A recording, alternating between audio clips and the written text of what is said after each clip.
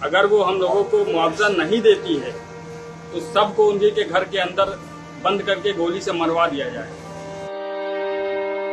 देश को सुंदर बना रहे, घर उजाड़ के देश सुंदर बनता है? कोई शादी ब्याह किया नहीं है, बच्चे हैं नहीं है, बीवी है नहीं है, आटे दाल का भाव मालूम नहीं, कभी सब्जी लेने गए नहीं होंगे।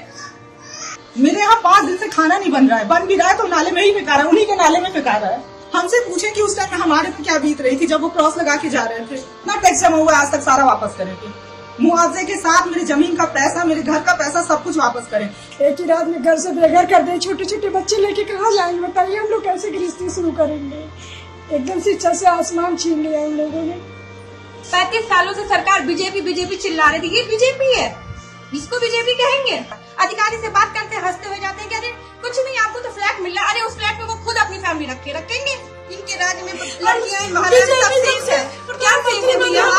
लोगों ने मजदूर पटाखे छुड़ाए थे, मोदी जी ने जीता, योगी की सरकार है, हिंदू की सरकार बन रही है। आप ऐसे नहीं पता हिंदुओं के ऊपर क्या उठा देंगे। अभी जब जा करके आपके घर को छीन लें, अभी आप पे क्या बीतेगी?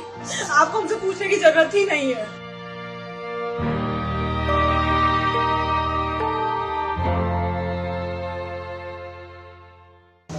ऐसी उम्मीद नहीं थी मुझे योगी सरकार से।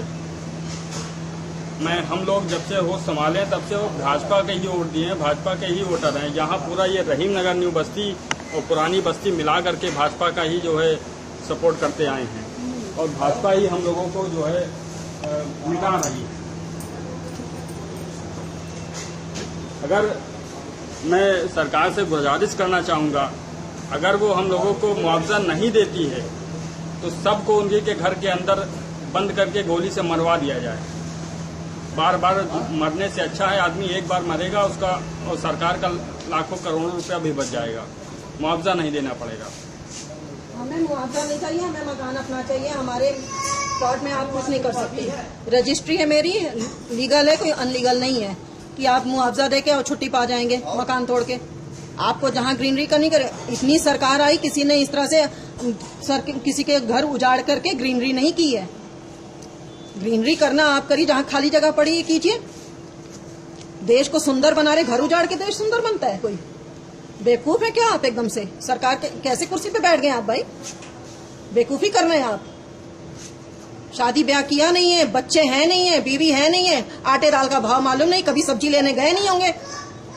और अभी 5 साल भी नहीं हुआ इस मकान का। लोन लेके हम लोगों ने मकान को, इतने बेवकूफ तो हैं, पढ़े लिखे हैं, पता था कि ये मकान नहीं जाएगा, तभी तो इतना पैसा हम लोगों ने लगाया। लेकिन लिया तो लोन, इतने बड़े बेवकूफ तो है नहीं हम लोग कि इस घर पे इतना लोन लेके बनवाएंगे, इतना बड़ा घर बनवाएंगे जो आज इस तरह से इस कंडीशन में शून्य पे आ गए हम लोग। जीरो पे हमारे छोटे छोटे बच्चे हैं। अब हम लोग नए से शुरू करेंगे तो कहाँ जाएंगे? बच्चों को पढ़ाएंगे कि उनके लिए कुछ फ्यूचर सोचेंगे? कुछ नहीं सोच सकते हम लोग। हम एकदम शून्य पे आके खड़े हो गए हैं। मेरे यहाँ 5 दिन से खाना नहीं बन रहा है, बन भी रहा है तो नाले में ही फेंका रहा है, उन्हीं के नाले में फेंका रहा है। उनको क्या है, वो तो बस ऑर्डर देके चले जाते हैं, ऐसे क्रॉस लगाते हैं जैसे लगता है कि उनको उस चीज का क्या मिलने वाला है। इतनी खुशी के साथ लगाते हैं, गले मिल रहे थे उस दिन अधिकारी कि हाँ हमने बहुत बड़ा काम किया है। हमसे पूछे कि उस टाइम में हमारे पे क्या बीत रही थी जब वो क्रॉस लगा के जा रहे थे। आज 5 दिन से हमारे घर में, हम लोग घर में नहीं जाते हैं, हम सभी बैठ के यहाँ बात करते हैं। यहाँ हमारा परिवार बन गया था पूरा। 40 साल से हमारे ससुर यहाँ रह रहे हैं। ना टैक्स जमा हुआ आज तक, सारा वापस करेंगे। मुआवजे के साथ मेरी जमीन का पैसा, मेरे घर का पैसा, सब कुछ वापस करें। फिर वो घर लें चाहे ये शहर लें, हम लोग शहर भी छोड़ देंगे। बस जो हम लोगों का आज तक नुकसान हुआ है वो आपको लौटा दें। एक ही रात में घर से बेघर कर दे, छोटे छोटे बच्चे लेके कहाँ जाएंगे बताइए? हम लोग कैसे गृहस्थी शुरू करेंगे? एकदम से छत से आसमान छीन लिया इन लोगों ने। मैं तो कुछ बोल ही नहीं पा रही। लाल निशान लग गया।